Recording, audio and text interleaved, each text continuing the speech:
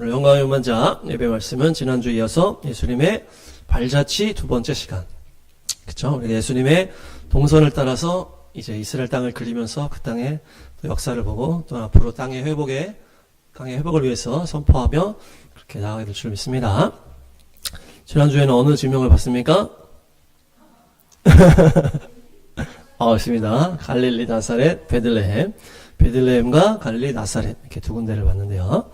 베들레헴은 떡집이다, 빵집이다. 그래서 그곳에 말씀이신 예수님께서 초막에 태어나셨다. 그렇죠? 그 초막은 양의 우리다. 양의 우리. 그래서 양의 집으로 하나님의 어린 양으로 오셨죠.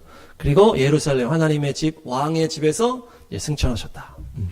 베들레헴에는 헤롯의 그 학살로 인하여서 그 학살의 피가 뿌려졌다. 그래서 예레미야 31장 16, 17 알리야 말씀을 또 우리가 선포하고 회복해서 예루살렘의 성전이 회복되고 그 제사를 감당하는 그 베들레헴이 회복될 줄로 믿습니다. 그리고 하나님의 백성들이 그곳에 가득 차게 될 줄로 믿습니다. 그리고 나사렛은 이사야 11장 다윗의 뿌리에서 나온 가지다. 그렇죠? 그 가지가 넷째르. 그래서 나사렛 예수님은 이사야 11장의 성취다. 그래서 갈릴리는 그동안에 계속 무시당했다 그랬죠. 어느 위인이 하나도 나오지 않았다. 그래서 버려진 땅, 무시당하는 땅이었지만은 예수님이 그곳에 탁 오시면서 그곳 중심으로 활동하시면서 그 땅에 빛을 비추시고 그 땅의 가치를 탁 높여버리셨다. 그렇죠? 그래서 예수님은 결국 나사렛 예수님이 탁 명칭이 되셔서 십자가에 달리시 그렇게 딱 명패가 또 박히고 나사렛 예수님으로 이제 나아가셨습니다. 선포합니다. 나사렛 예수님. 네, 그래서 베들레헴과 나사렛 봤고요. 오늘은 유대 광야, 요단강, 가버나움 이렇게 보겠습니다. 예수님께서 이제 활동을 시작하시기 전에 이 먼저 활동했던 이제 인물이 세례 요한이잖아요. 그래서 말라기 예언자가 이 엘리야의 영으로 와서 이 주님의 길을 예비할 것이다. 그것이 이제 세례 요한이죠. 그 세례 요한은 광야, 그렇죠? 유대 광야에서 이제 활동을 시작을 하면서 요단강 주변에서 이제 침례를 베풀면서 회개 말씀을 막 선포를 하는 거예요. 그러면서 이제 이후에 이제 예수님이 싹 등장하시는데 예수님이 이 세례 요한의 이 활동에 이 발을 맞추어서 쫙 등장하셨다는 거예요. 그래서 예수님도 세례 요한에게 요단강에서 탁 침례를 받으셨잖아요. 그렇죠? 요단강에서 침례를 받고 또 올라오실 때 하늘이 열리고 이는 내 사랑하는 아들이요 기뻐하는 자다 하면서 거기서 딱 출발하시는 거예요. 세례 요한의 이 침례에서 시작한 거예요. 그러니까 세례 요한이 목사님으로 계신 교회에서 출발했다는 얘기죠. 네. 그래서 간 다음에 뭡니까? 유대 광야. 그러면서 그 마귀의 시험을 속성으로 딱 돌파하시잖아요. 그래서 요단강 이어서 갈릴리 가버나움 쭉쭉쭉 하시는 거예요. 그러니까 그 초반에 다 이 유대 광야와 요단강이 이 처음에 출발이었고 세례 요한과 예수님이 같다라는 얘기예요. 그 처음에 시작 배경이 같아요. 그래서 예수님의 이 사역의 대상은 누구였냐? 세례 요한에게 말씀을 들은 사람이 예수님의 사역 대상이었다는 거예요. 그래서 주의 길을 예비하라 했을 때 물론 존재적으로 세례 요한이 선포하는 것 자체로도 예비를 했겠지만은 실질적으로 예비를 한 거예요. 그래서 세례 요한에게 말씀을 듣고 세례 요한에게 침례를 받은 사람들을 대상으로 예수님이 사역을 시작하시는 거예요. 세례 요한 때문에 마음이 기경이 되고 회개를 하고 이렇게 한 다음에 예수님의 말씀을 받을 수준이 되는 거거든요. 그게 예수님의 말씀이 얼마나 강력합니까? 이 세례 요한을 통과해야만 예수님의 이 말씀이 들어갈 수 있었다는 거예요. 그래서 특별히 세례 요한이 예수님의 그 길을 딱 닦은 거예요. 그래서 이 활동 반경이나 사역 대상이 초반에 비슷했다. 마태복음 3장. 뭡니까? 이 요단강, 유대 광야, 요단강 부근, 이 유대 부근에서 세례 요한이 시작을 하고 세례 요한에 이어서 예수님이 그대로 나가신 거예요. 그러니까 이 나아바리가 이제 겹치는 거예요. 그래서 지금 세례도 지금 같이 줬잖아요. 그렇죠? 세례 요한이 세례를 준 거기서도 예수님도 세례를 막 주시는 거예요. 요한이 오게 갇히기 전에는 이 같이 이렇게 계셨다는 거예요. 이 세례 요한의 이 교회에서 등장하셔서 탁 이렇게 하신 다음에 더 뻗어서 나가신 거죠, 예수님은. 그렇죠? 그 초반에 이 지역이 겹치기 때문에 이 세례 요한의 길을 쫙 따라가는 거예요. 세례 요한이 쫙 가면은 그 뒤를 따라서 예수님이 쭉 가는 거예요. 그 세례 요한에게 말씀을 받고 세례 요한에게 침례를 받고 한 사람들을 대상으로 예수님이 쭉쭉쭉 같이 가는 거예요. 그 요단강 부근과 이 유대강야 그 부근에서. 그러면서 이 세례 요한이 딱 잡힌 다음에는 완전히 갈릴리 쪽으로 탁 완전히 옮기는 거죠. 그 어떤 사역의 그것들을. 그래서 그 세례 요한이 그는 흥하여야겠고 나는 쇠하여야 하리라 이 말씀이 여기서 나온 거예요. 그리고서 헤롯에게 딱 잡히는 거예요, 세례 요한이. 예수님이 이제 제자 삼는 내용이 이 세례 요한이랑 연결되는 장면, 요한복음 1장. 그렇죠? 이 예수님의 이 초반 제자들이 누구의 제자였다는 거예요? 세례 요한의 제자였다는 거예요. 그래서 예수님이랑 세례 요한이랑 지금 같이 있잖아요. 지금 같이 있는 거예요. 그래서 요한이 쫙 보면서 보라, 하나님의 어린 양이다. 이렇게 하니까 요한의 제자가 예수님 따라가 버린 거예요, 지금. 수평이동한 거죠, 지금. 교회 수평이동했어. 그러면서 요한이, 아니, 제자들이 다 그쪽으로 갑니다. 그는 흥하여야 하고 나는 쇠하여야 하리라. 그때 여기서 나온 거예요, 그러니까. 예수님과 세례 요한의 이 사역의 대상과 그 지역이 초반에 거의 같았어요. 그래서 예수님이 세례 요한 따라서 가는 거예요, 지금. 세례 요한이 길을 예비하는 거예요. 쫙 선포하는 거 똑같잖아요. 회개하라, 천국이 가까이 왔느라. 세례 요한이 원조였어요. 원조야, 원조. 예수님이 그걸 따라한 거예요. 회개하라, 천국이 가까이 왔느니라. 세례 요한이 문을 열고 쫙 가는 거예요. 그 뒤를 예수님이 따라가는 거예요.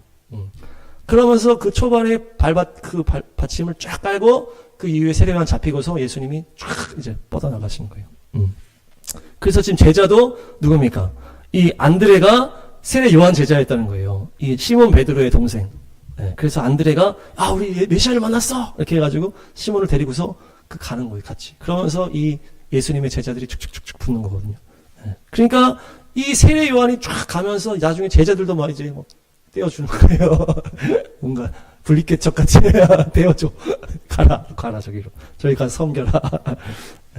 그래서 세례 요한이 예수님의 이 앞을 쫙 예비했다. 그러면서 예수님이 그 길을 따라가면서 이제 제자들이 막 합류를 했다. 그래서 예수님께서 초반에 요단강 세례 사역을 하시다가 세례 요한이 잡히고 갈릴리 쪽으로 본격적으로 이렇게 하셨다. 이것이 역시 이스라엘의 역사와도 연결이 되잖아요. 그래서 이스라엘이 출애굽한 다음에 광야에 딱 들어가. 그 다음에 요단강을 건너서 가나안 땅으로 딱 들어가잖아요. 그래서 이 요단강과 광야는 어떤 출발점이라는 거예요. 출발점. 그래서 세례 요한도 예수님도 똑같이 광야 요단강에서 출발하는 거예요. 세례 요한도 광야에서 요단강으로 출발하고 예수님도 광야 요단강에서 출발하는 거예요. 같이 가는 같이. 그래서 누가복음 4장 예수님이 요단강에서 이 세례 요한을 통해서 침례를 딱 받고 나서 어떻게 됐다? 성령으로 가득해졌어요. 침례를 받고 이제 내가 주님 앞에 헌신합니다. 내가 주의 길을 이제 갑니다. 공생의 출발을 쫙 이 세례 요한에게 침례를 받고 시작을 하는 그때 성령이 가득하게 이제 비둘기같이 임하면서 하늘의 음성이 들리면서 탁 가득해진 다음에 어디로 갔어요? 광야로 딱 가잖아요. 광야로 가서 마귀를 이긴 다음에는 어떻게 됩니까? 성령의 능력을 입었다. 이렇게 되는 거예요. 그러니까 성령 세례, 성령 충만 이거를 예수님이 쫙 초반에 한 거예요. 이게 이 요단강과 이 광야에서. 그래서 성령으로 가득하여 요단강에서 돌아오시고 성령의 능력을 입고 갈릴리로 돌아오셨다는 거예요. 그래서 이 광야와 이 요단강이 초반에 딱 중요한 시점이라는 거죠. 그래서 성령 세례와 성령 충만을 경험하는 게 바로 요단강과 이 광야인 거예요. 그래서 예수님은 어떻게 됩니까? 탁 헌신한 다음에 우리가 헌신하고 주님 내가 주님만 믿습니다. 복음 앞에 헌신하면 우리가 성령 세례를 받고 이제 주님과 동행하면서 살잖아요. 그 다음에 그 죄를 싸워 이겨서 쫙 한 다음에 온전해진 다음에 이제 온전한 사역자로 나가는 그런 성령 충만이잖아요. 근데 예수님은 그냥 한 방에 다 끝내버렸어. 성령 세례 받고 바로 광야 가서 마귀랑 세 가지 시험으로 40일 만에 한 번에 다 끝져버리는. 우리는 이 40일을 40년이 되기도 하고 이 성령 충만에 이르기까지 막 죽을 때까지 하는 사람도 있고 10년이 걸리는 사람도 있고 20년이 걸리는 사람도 있고 이렇게 있잖아요. 근데 예수님은 3년 반 안에 다 끝내야 돼. 그러니까 예수님은요 성령 세례 받고 성령 충만으로 40일 만에 쫙 끝내버려. 요당 마귀 때려 40일 만에 끝장내버린 거예요. 그 다음에 성령 충만이 되니까 천사들이 수종들면서 그때부터 능력이 콱콱 나가는 거거든요. 그래서 이 요단강과 광야는 뭡니까? 성령 세례와 성령 충만을 경험하는 것이 바로 그것이에요. 그래서 그 모든 죄악을 다 이제 없애버리고 성령 충만이 됐을 때 주님의 놀라운 능력이 임한다. 그래서 예수님은 40일 만에 해버리셨지만은 우리도 지금 열심히 하고 있지만은 오늘 다 끝내시기 바랍니다.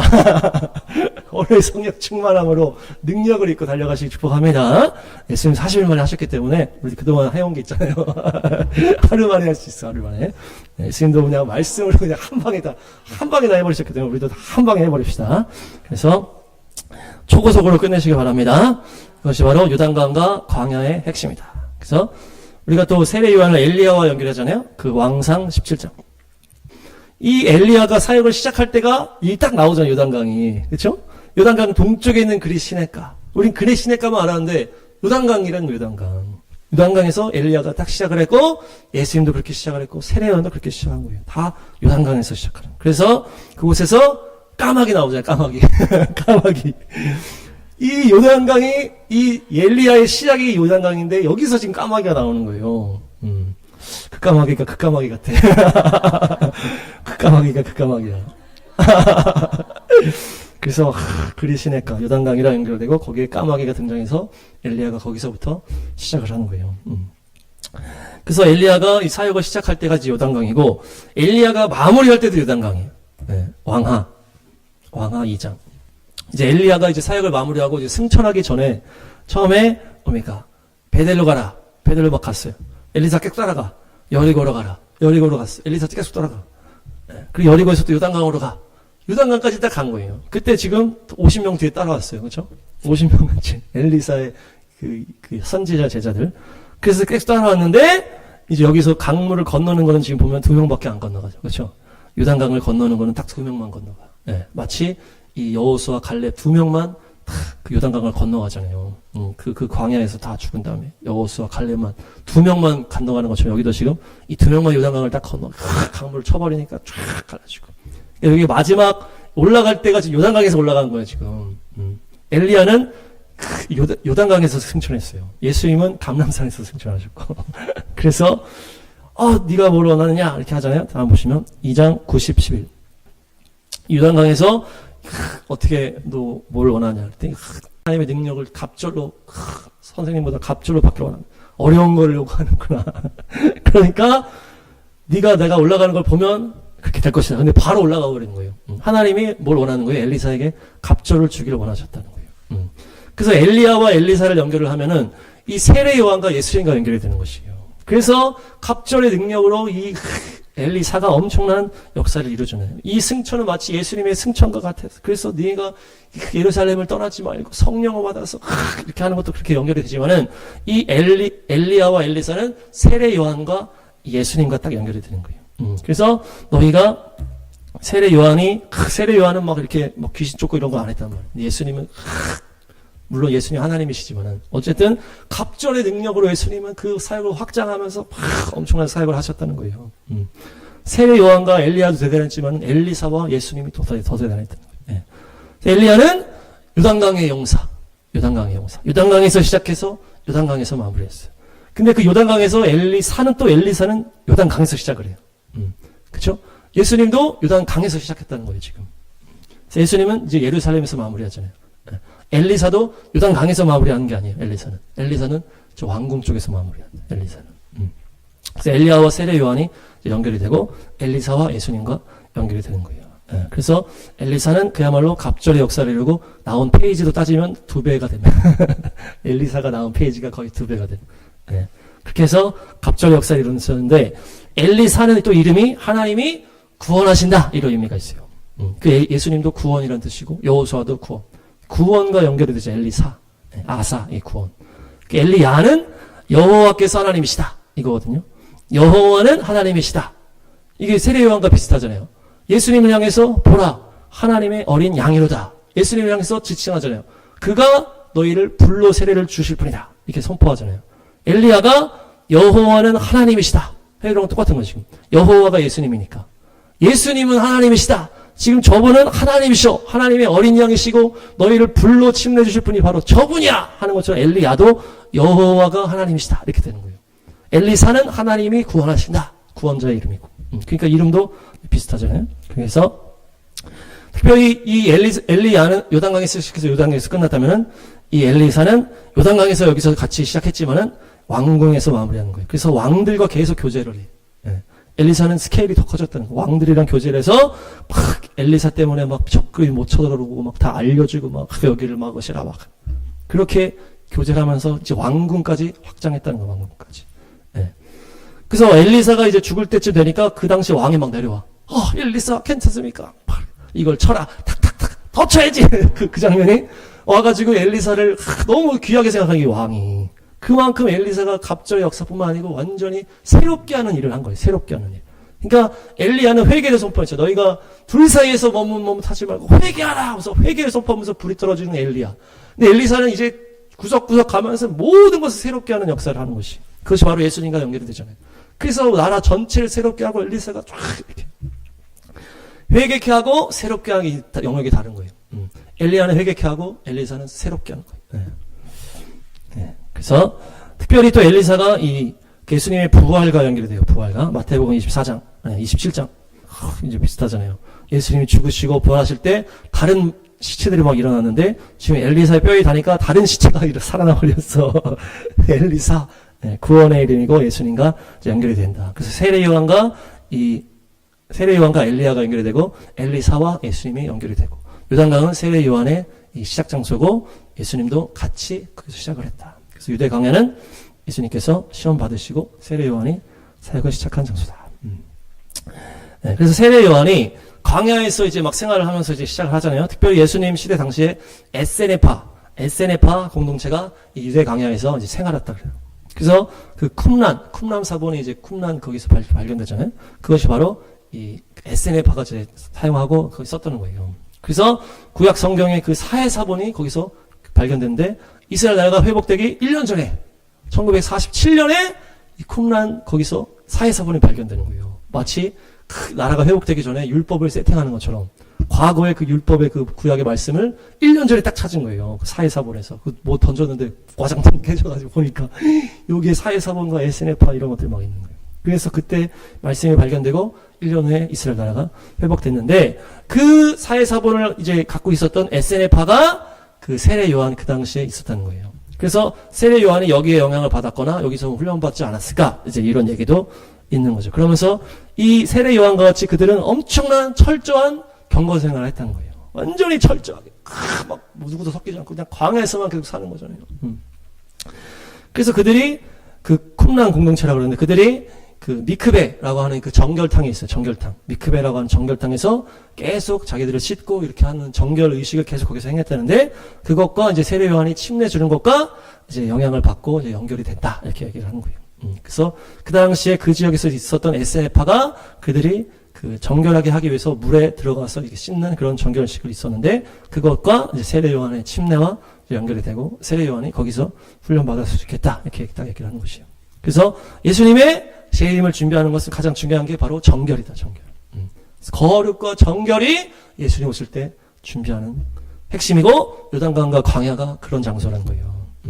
요단강에서 씻는 거죠. 물로 씻고 광야에서 내 안에 어둠을 다 몰아내고 죄악을 몰아내버려. 그래서 깨끗해지는 거죠. 내 안에 욕심과 교만과 세상 사랑 모든 것들을 광야에서 없애고 요단강에서 씻고 이러면서 그 초반에 이 모든 것들을 하는 것이 바로 요단강과 광야다. 예. 그래서 예수님과 세례 요한이 같이 탁 시작하면서 쫙 이렇게 했다. 그래서 예수님이 광야에서 이제 시험 받을 때 그 돌이 이 빵이랑 색깔이 비슷하다는 거예요.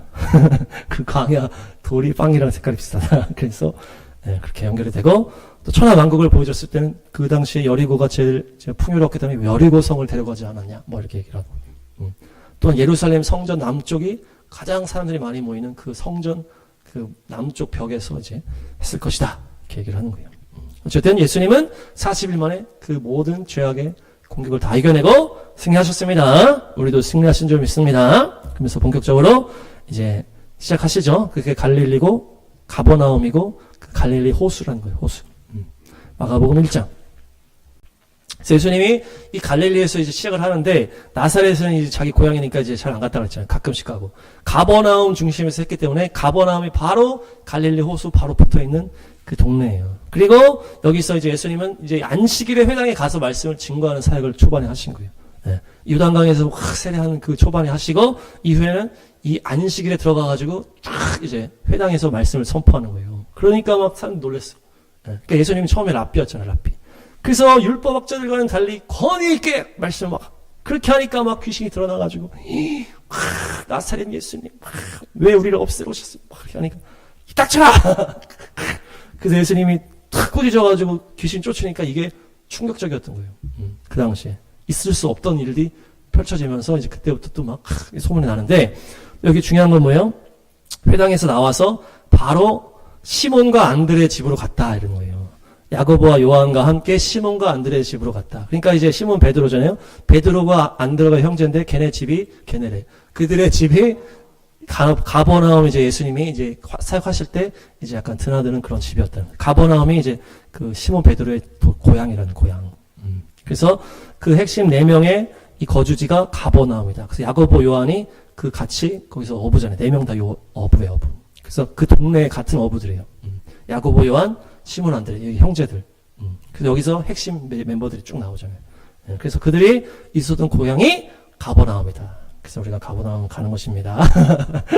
그래서 갈릴리 호수 바닷가에서 이제 어부를 하는 이 가버나움이 또 뭐가 있냐면은 요한복음 2장. 그러니까 이 시몬 베드로의 이 집이 가버나움에 있었는데 특별히 그래서 베드로의 장모님의 열병을 딱 고쳐주면서 예수님이 그 장모님의 또 이쁨을 받았겠죠. 그러면서 이 시몬 베드로의 집에 이제 왔다 갔다 하셨는데 특별히 여기 보니까 어머니와 형제들이에요, 지금. 예수님의 어머니와 형제들. 그러니까 온 가족이 가버나움에서 머물렀다는 얘기예요. 이 다 거의 시몬 베드로의 집에 있었는지 정확하게는 안 나오지만은 그래서 이 가버나움 동네에 이 예수님의 친척들이 있었을 것이다 이렇게 얘기를 하는 거죠. 어머니와 형제들이 다 와가지고 가버나움에서 지금 있잖아요. 그러니까 우리가 뭐 그냥 호텔에서 산 게 아니라 이때 당시 아는 사람의 집에 있었, 시몬 베드로의 집에 있었든지 아니면은 친척들이 그 가버나움에 있었다는 얘기. 그러니까 예수님이 이 나사렛을 떠나서 가버나움에서 이게 시작을 하실 때 아는 분들이 있었다는 거예요.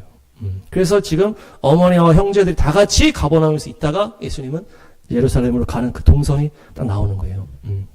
그래서 가나의 혼인잔치 이후에 어머니와 형제들이 다 같이 가버나움으로 가 있는 거예요. 이게 뭔가 친척집에 가는 분위기라는 거예요. 그래서 가버나움에 친척들이 있는데 그래서 사람들이 이 야고보 요한 이 제자들 있잖아요. 이들의 엄마가 살로메. 그리고 아빠는 세베대 살로메인데 야고보 요한이 이제 아들인데 그래서 이들이 예수님의 어떤 친척이 아니냐 이렇게 얘기를 하더라고요. 참호가 좋아하는 요한이 예수님의 친척일 수 있다. 그렇게 얘기하더라고요. 네. 그 제자 요한 야고보가 예수님의 친척이 아니냐. 그래서 이 살로메가 예수님의 이모다 이런 얘기도 하더라고요. 제자 요한이 예수님과 친척이라는 거예요. 그래서 지금 가버나움에 이 시몬 베드로뿐만 아니고 걔네들이 다 있는데 이 예수님의 어떤 이제 친척집 오는 것처럼 왔다라는 얘기죠. 그래서 가버나움 중심으로 예수님이 갈릴리 사역을 이렇게 시작하셨다. 근데 가버나움은 나훔은 위로다. 그리고 케퍼르는 마을. 그래서 위로의 마을. 따라합니다. 위로의 마을. 그래서 예수님은 가버나움 중심에서 사역을 하실 때 위로의 사역을 하셨다. 그래서 귀신 쫓아내고 병 고쳐주시고 말씀을 가르치는 게 다 이 심령을 위로하고 이제 또 연약하고 힘든 사람들을 새롭게 하는 거잖아요. 귀신 들리고 병든 자들 왜 그래요? 다 형편이 어려운 사람들 그렇게 되잖아요. 고통 가운데 막 죄악 가운데 파묻혀 있는 사람들이 귀신 들고 병 들고 막 의지할 데 없는 그런 사람들을 다 주님이 고쳐주시면서 그 위로의 사역을 가버나움에서 시작하시는 거예요. 특별히 예수님이 이 베다니에서 이제 사역을 딱 시작하셨다 나오는데 이 베다니가 바로 슬픔의 집이에요. 슬픔의 집. 요한복음 1장 26, 29. 그러니까 이 우리가 베들레헴도 그 예루살렘 밑에 베들레헴이 있고 갈릴리 쪽에 베들레헴이 또 있다고 그랬잖아요. 그래서 충격 먹었다고 그랬잖아요. 근데 베다니도 두 개예요. 베다니도 그 예루살렘 옆에 있는 그 나사로네 집 거기가 베다니인데 요단강 베다니가 또 있다는 거예요. 두 군데. 요단강 동편에 이제 베다니가 있어요. 그래서 여기서 요한이 세례를 주고 예수님도 거기서 이제 세례를 받았다고 여기서 얘기한 거. 요단강 건너편 베다니에서 일어났다. 요한이 세례를 주던 장소가 여러 군데 있었는데 이 베다니에서 이제 예수님이 세례를 받지 않았냐. 그러니까 베다니가 무슨 뜻입니까? 슬픔의 집이다. 슬픔의 집. 그래서 그 병들고 슬픔에 있는 자들을 주님이 위로하시고 새롭게 하시고 또한 마르다, 마리아, 나사로 다 회복시켜 주시고 나병 걸린 사람들 고쳐주시고 이렇게 하면서 연약한 자들을 세우는 그런 일로 주님께서 시작하셨다는 거예요. 베다니에서 시작해서 가버나움 중심으로 그래서 슬픔 있는 자들 위로가 필요한 자들에게 병을 고쳐주시고 귀신을 쫓아주시고 하나님의 말씀에 천국을 선포하시고 그렇게 하면서 이렇게 쭉쭉쭉 사역하셨다는 얘기죠. 할렐루야. 네, 그래서 여기서 이제 제자들 부르는 장면이 이제 나오는데요. 요한복음 1장 43에서 46절. 그러니까 이 시몬 베드로와 안드레, 야고보, 요한 이 4명이 이제 초반에 이제 멤버고 여기에 또 누가 붙는 거예요? 빌립과 나다나엘이 딱 붙는 거예요. 근데 얘네들도 이 베세다 출신, 이 베세다가 이제 가버나움 옆 동네예요. 그러니까 그 갈릴리 이제 호숫가에 있는 동네 중에 이제 뭡니까? 베세다도 있고 가버나움도 있는 거예요. 베세다 출신인데 한 고향 같은 지역이라는 얘기죠. 거기서 이제 출신인데 이 예수님이 이제 갈릴리로 떠나려고 하는데 빌립 만나가지고 너 나를 따라와라 이렇게 딱 얘기하는 초청을 딱 하시는 거예요. 그러니까 빌립이 예수님 만나니까 충격 먹었어. 그래서 빌립이 나다나엘을 또 만나가지고 야 와봐라. 네, 메시아를 만났다.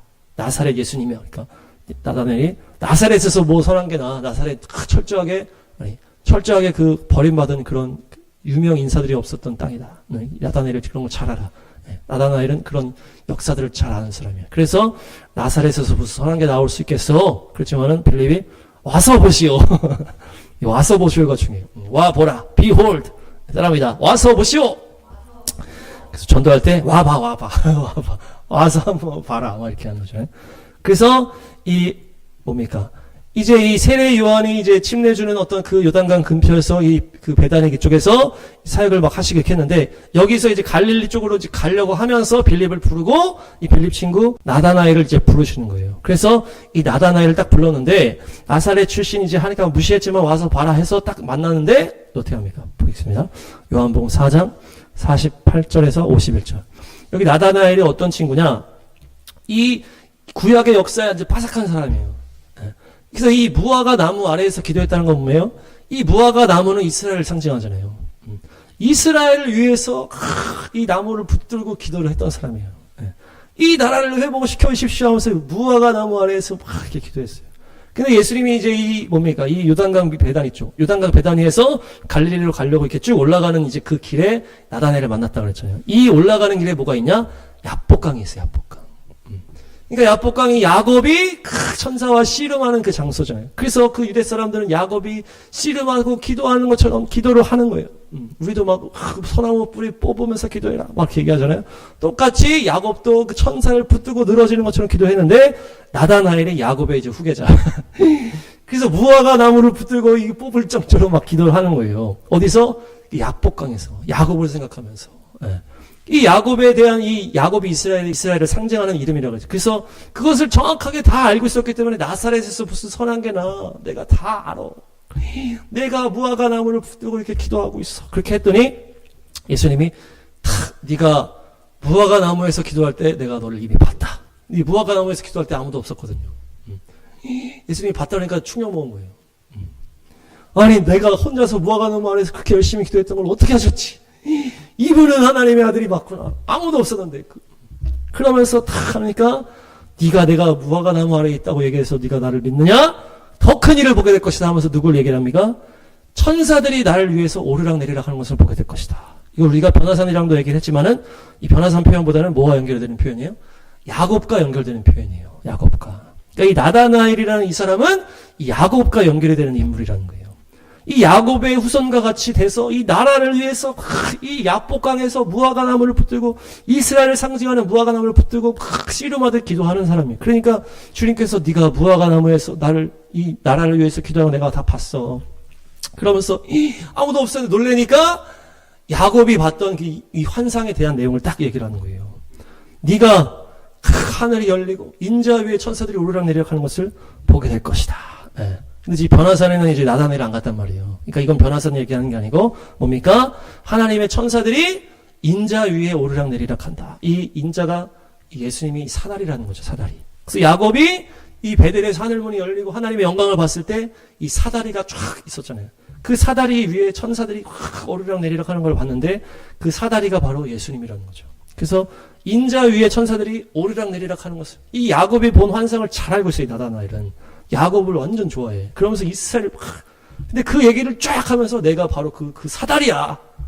하늘과 땅을 잇는 그 사다리가 바로 나다.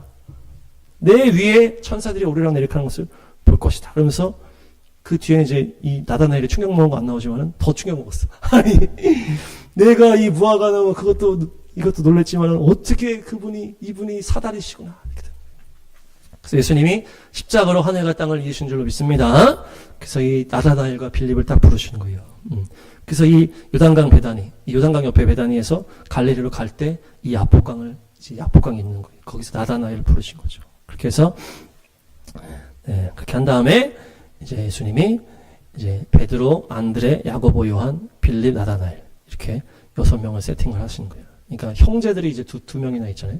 네, 그래서 약간 이제 친인척도 좀 중요하구나. 네, 6명이 세팅. 갈릴리 바다 중심의 이 제자들이란 지금 어부들이었잖아요. 이 갈릴리 바다는 마지막으로 긴네렛 바다다 이렇게 얘기를 하고, 디베레아 바다다, 그리고 게네사렛 호수다, 갈릴리 바다 호수 이렇게 얘기를 해요. 그래서 긴네렛 바다는 이제 구약에서 나오는 표현인데요. 긴네렛은 이 갈릴리 이제 그 호수 옆에 평야예요. 평야, 서쪽 평야. 그래서 그 지역 이름이 긴네렛이에요. 긴네렛. 긴네렛. 그래서 풍요로운 동산이다. 예, 거기가 이제 약간 이제 뭐 풍요로운 지역인데, 하여튼 긴네렛 바다라고 하는 거. 긴네렛 호수, 긴네렛 바다 이렇게 표현하는 거죠. 호수 옆에 지명을 따서 말하는 거예요. 그리고 그 신약에서는 이것을 게네사렛이라고 이제 헬라어로 바뀐 거죠. 긴네렛과 게네사렛은 이제 같은 표현이에요. 그래서 긴네렛 바다, 게네사렛 호수 이제 같은 표현이다. 그리고 디베레아 바다. 디베레아는 그 갈릴리 바다 또 밑에 서쪽에 이 도시 이름이에요. 도시 이름. 디베레아. 그래서 그 당시에 로마 황제 디베리오 황제 이름을 따서 그 지역이 디베레아 도시인데, 그 지역을 따서 이제 호수 이름을 붙인 거죠. 그래서 디베레아 바다다. 네.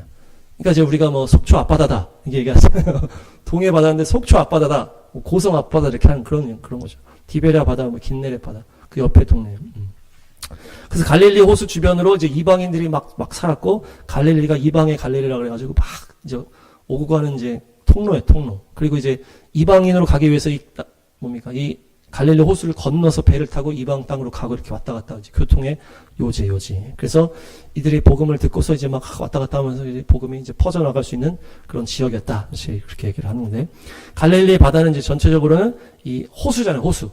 이제 넓어가지고 이제 바다를 쓰는데, 히브리어에는 이제 물이 많으면 그냥 바다다. 이제 얌이 얌. 따르면 얌.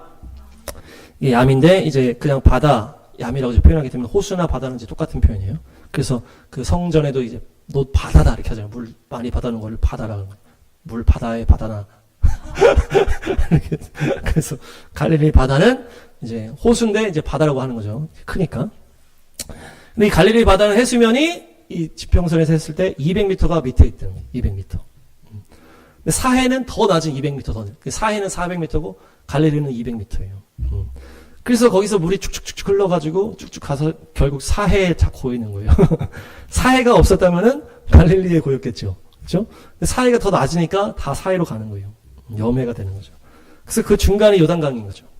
그래서 이 맨 위에 보면은 이제 헐몬산이 있잖아요. 헐몬산이 있고 쭉 헐몬의 이슬이 물이 돼가지고 강이 돼서 쭉쭉쭉 가서 요단강이 위에 요단강이 있고, 갈릴리 호수 쫙 있고, 또 밑에 요단강이 있고, 쭉 가서 사해가 딱 있는 거예요. 그리고 사해 밑으로는 네게브 사막이 있고, 그 밑에는 애굽인 거예요. 이 헐몬산을 먼저 보시면, 헐몬산은 예수님이 변화산이 이제 헐몬산이냐 다볼산이냐 이렇게 해서, 지금 다볼산이 그 무기또 옆에 다볼산이 있는데, 이 다볼산이 예수님 변화산이다 이렇게 얘기를 하는 사람도 있다고 합니다. 다볼산. 근데 이제 다볼산은 높이가 588m예요. 한 600m 정도 되는 산이에요. 밑에보다는 이제 좀 높긴 한데 아주 높지가 않아요. 예루살렘도 750m거든요. 그러니까 이제 이 다볼산이 그렇게 높은 산이 아니에요. 근데 헐몬산은 2800m, 2800m. 백두산보다 더 높아. 백두산 2700인가 그러니까. 그러니까 엄청 높은 산이 헐몬산인데, 이 변화산을 가실 때 하나님, 예수님께서, 자, 제가 읽겠습니다. 예수님께서 베드로와 야고보와 그의 동생 요한을 따로 데리고서 높은 산에 올라가셨다. 이렇게 하거든요. 변화산 갈 때 높은 산에 올라가셨다 하기 때문에, 여기서 성경에서 높다는 건 아주 높은 걸 말하는 거예요. 근데 예루살렘도 700인데 다볼산이 600인데 그 높은 산이라고 얘기를 안 하거든요. 그러니까 이 변화산은 바로 헐몬산이다. 2800m로 막 올라가는 거예요. 아주 높은 데이기 때문에 보통 이제 헐몬산에서 이 예수님이 변화산을 봤을 것이고, 또 아브라함도 15장의 그 횃불 언약도 이 헐몬산과 연결되지 않았냐라고 책에 쓰여 있어요. 제가 정확하게 모르지만 책에 이렇게 헐몬산에서 아브라함의 언약이 15장의 언약이 이루어지지 않았다, 이루어졌다 이렇게 얘기를 하는 거예요. 그러니까 그 성경에 높다는 건 아주 높은 거예요. 그래서 그 12 제자 중에 이 3명만 딱 데려간 거예요. 3명만 딱 데려가셨는데, 수제자이긴 것도 있고 건강한 제자. 헐몬산 걸어서 올라가 2800m 걸어 올라가야 되니까. 그러니까 이 어부들은 다 건강하잖아요. 그래서 그 중에 제일 말 잘 듣고 튼튼한 3명을 데리고 헐몬산에 올라가. 그 변화산에. 그래가지고 올라갔다 오니까 막 제자들이 막 난리 났잖아요. 막 귀신 못 쫓아가죠. 막. 그러니까 잠깐 올라가신 게 아니라 나사렛에서 가까워요. 다볼산은. 그러니까 동네에 잠깐 높은 산 올라간 게 아니고 그러면 예수님 찾아가가지고 오십시오 이렇게 했을 텐데 아주 멀리 올라가셨다 오신 거예요. 완전히 등산을 히말라야 등반같이 멀리 갔다 오신 거예요. 예수님이. 그래서 오셨을 때 예수님 어디 가셨어? 이렇게 되는 거거든요. 그러니까 이 변화산은 헐몬산이다. 그래서 하나님의 영광에 임재하는 산이 바로 헐몬산이에요. 헐몬산. 그래서 우리가 아까 천국의 찬양 계속 한 것이 헐몬산의 이 주님의 임재를 우리가 사모하는 것이에요. 그래서 헐몬산은 뭡니까? 시편 29편 6절 제가 읽겠습니다. 레바논 산맥을 송아지처럼 뛰놀게 하시고 시련산을 들송아지처럼 날뛰게 하신다. 이게 시련산이 이제 헤르몬산이래요. 그래서 레바논 산맥 기뻐 춤추는 것을 얘기하는 거예요. 레바논 산맥이 이제 레바논의 위의 나라니까 레바논 산맥이 바로 헐몬산을 말하는 거예요. 그곳에서 기뻐 춤추고 송아지처럼 뛰놀고 이게 천국의 기쁨을 말하는 거예요. 시편 29편에. 아가서에서도 레바논에서 신부야 내려와라. 그러면서 이제 더 내려가라. 이제 그때 얘기했잖아요. 그래서 헐몬산의 영광에 있다가 이제 내려가라는 거예요. 영광에만 있지 말고 이제 또 내려가서 할 일을 해라. 그러니까 이제 레바논산, 이 헐몬산은 하나님의 영광의 임재가 가득한 곳을 말하는 것이에요. 주님과 가장 붙어있는 그 헐몬산, 그 땅에서 가장 높은 곳, 가장 주님과 가까이 있는 곳을 말하는 게 바로 헐몬산이에요. 그래서 헐몬산의 이슬이 쭉 깔리면서 이스라엘을 쭉 내려가는 거예요. 그래서 이 헐몬의 이슬이 결국 하나님의 영광의 임재 가운데 주님께서 은혜의 담비로 거기서 내려주셔서 쭉 그 물이 이스라엘 땅을 쫙 덮고 점점점 내려와서 쭉 가는 거예요. 그래서 결국 하나님의 백성은 뭡니까? 하나님의 영광의 임재 속에서 주님의 그 은혜의 담비를 맞고 사는 사람이 바로 하나님의 백성이다라는 것을 땅에 쫙 표현을 한 거예요. 그래서 그 신앙이라는 것이 헐몬산에서부터 쭉 내려가는 거예요. 쭉 내려와서 갈릴리 바다가 있다고 그랬잖아요. 갈릴리 바다. 갈릴리 바다는 뭐 하는 바다예요? 전도하는 바다잖아요. 물고기를 낚는. 갈릴리 바다는 거기가 200m. 거기는 물고기를 낚는 거예요. 그래서 계속 여기만 있으면 안 되잖아요. 가서 좀 낚거라. 내려가라. 높은 산 올라가다 내려가라 그랬잖아요. 하나님. 올라갔다가 계속 있지 말고 내려가서 이제 좀 구해라. 그래서 그 갈릴리 바다에서 막 구하고 막 힘들면 또 다시 올라가 이렇게 하는 거예요. 근데 여기서 이제 막 사명을 잊어버리고 이제 자기 멋대로 살다 보면 쭉쭉쭉 내려가 그러면은 어디로 가는 거예요? 사해로 쭉쭉 내려가는 거예요. 그러면은 믿음이 있으나 죽은 믿음이 되는 거예요. 그 사해. 그래서 여기서 죽은 믿음으로 이제 있다가 형식적으로 이제 신앙생활 하다가 그러다가 인생이 네게부 광야가 돼요. 네게부 사막. 네게부 사막에 와서 내가 왜 잘못했는지도 모르고 막 헤매다가 모르겠다 하면서 바로 애굽으로 가버리면 이제 세상 사람 돼버리는 거예요. 애굽이 이제 이 죄 많은 세상을 말하잖아요. 그러니까 헐몬산에서부터 이 믿음의 어떤 그것을 쫙 지금 지형을 통해서 보여주는 거예요. 이 헐몬산, 그 다음에 갈릴리 호수, 그 다음에 사해, 사막, 애굽 이렇게 되는 거예요. 그래서 기근이 왔을 때 네게부를 지나 애굽으로 갔다 이렇게 하거든요. 그러니까 그것이 이제 이 애굽이라는 것은 완전히 세상으로 들어가 버린 것을 말하는 거예요. 그래서 애굽에서 올라오는 것은 이 거듭나는 것을 말하는 것이고. 그래서 이 헐몬의 이슬부터 쫙 이렇게 연결이 되는 거예요. 이 지형이 신앙의 수준을 말하고 있습니다. 헐몬산의 수준에 있으시길 축복합니다. 언제나 헐몬산의 그 영광의 그 주님의 임재 앞에 있다가 주님이 가라면 가서 할 일 하고 다시 올라와. 그래서 헐몬산 바로 밑에가 텔단이라 했잖아요. 텔단에 그렇게 물이 콸콸 나온다는 거. 그 텔단에 그것이 가장 콸콸 나오는 그 사람, 그 믿음을 하라는 얘기예요. 헐몬에 있을 영광이 있다가 이제 확 내려와가지고 이제 갈릴리 바다에서 또 전도하고 주님의 사명 감당하다가 다시 또 헐몬산 왔다 갔다. 여기 그게 상징적으로 텔단. 물이 콸콸 넘치는 거예요. 흘러 넘치는 거예요, 그냥. 근데 여기서 좀 전에 얘기했지만은 계속 떨어지면 쭉 가서 사이로 가버리는 거예요. 그리고 네게부 광야로 들어갔다가 애굽으로 가버릴 수 있다. 네. 그래서 지금 레바논에서 계속 지금 전쟁 끝났지만은 지금 레바논 그쪽에서 아직 전쟁이 있잖아요. 그것이 영계의 전쟁과 연결되는 거예요. 레바논은 가장 높은 지역이기 때문에. 네. 그래서 우리가 이번에 헐몬산을 가야 되는데 주님께서 보내실 줄로 믿습니다. 그래서 그곳에서 선포해가지고 그 은혜의 축복과 회복의 말씀이 헐몬에서 쭉 선포가 되는 것이에요. 그래서 이번에 또 같이 갈 줄로 믿습니다. 헐몬산의 신앙. 네, 그래서 정리하겠습니다. 유대 광야와 유단강 바로 예수님과 세례 요한이 사역을 시작한 장소다. 특별히 세례 요한이 주의 길을 예비하라. 그래서 먼저 사역을 시작해서 광야에서 훈련받고 요단강을 통해서 세례 침례를 주면서 그 침례받은 사람들이 예수님의 그 사역의 대상이었다. 그래서 세례 요한이 먼저 말씀을 선포하고 회개케 하고 침례를 주고 그들의 마음을 기경한 다음에 그 사람을 대상으로 예수님이 그 사역을 쫙 시작하신 것이다. 그러니까 주의 길을 예비하라는 것은 실제적인 그것도 예비하셨다는 거예요. 그래서 세례 요한의 그 대상자들과 예수님이 초반에 겹치다가 하나님의 어린 양이로다. 그 제자들도 예수님한테 가고 이렇게 됐어. 예수님은 그 광야에서 영적 전쟁 40일 만에 끝내버리시고 성령 세례와 성령 충만함을 돌파하셔서 천사들의 호의를 받고 사역을 시작하셨다. 그래서 우리도 한 방에 다 광야를 돌파해서 능력을 받고 달려가시기 바랍니다. 그래서 예수님과 세례 요한의 이제 길이 연결이 되고, 그래서 갈릴리를 중심으로 사역을 했다. 가버나움은 위로의 마을이다. 또한 예수님은 베다니에서 시작해서 가버나움에서 중심으로 그 연약하고 힘들고 고통받고 죄 가운데 귀신 가운데 있는 자들을 건지시고 위로하시고 회복시켜주시고 그렇게 하시면서 사역을 시작하셨고, 갈릴리 바다에서 제자들을 부를 때 시몬 베드로 안드레, 또 요한 야고보, 또 필립, 나다나엘 부를 때 나다나엘에게 네가 무화과 나무에서 기도하는 것을 내가 봤다. 그러면서 야곱의 사다리가 바로 나다.